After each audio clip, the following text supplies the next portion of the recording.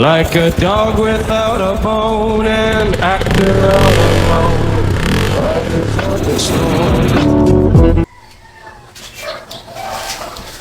Yo, what is up guys? Boss hindi nga pala ito muli nagpapakilala at marahil hindi mo pa nga rin ako kilala. Kaya kung curious ka, ay stay tuned na tapusin tong video na to. Hindi ka maiinip manood dito dahil sakto lang yung kili ng video na to. Kaya naman tara na, magbaklas na tayo ng aking front wheel set. Kailangan ko lang muna yung ilalim ng motor para hindi naman tumausdos. Nakatanggal na nga pala yung top box ko dito, kaya naman magaan na yung likod. For today's video, focus lang tayo ngayon dito sa front wheel set. Check up na rin ng rim at ng spokes. Ako na lang muna ulit ang magtatanggal pati ng inner tube para maobserbahan ko rin lalo yung aking wheel set.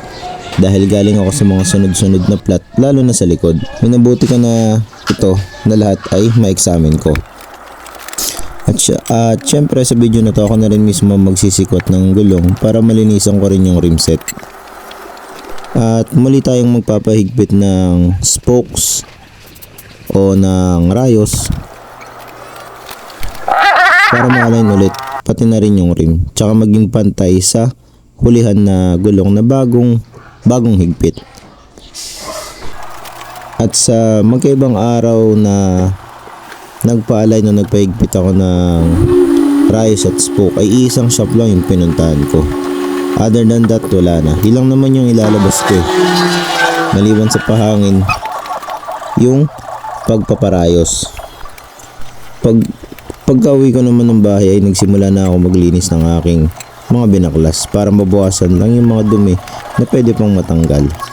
Ngayon ko rin nalinisan itong loob ng aking ring. Syempre, hindi na mawawala yung paglinis sa hubs at drum brakes.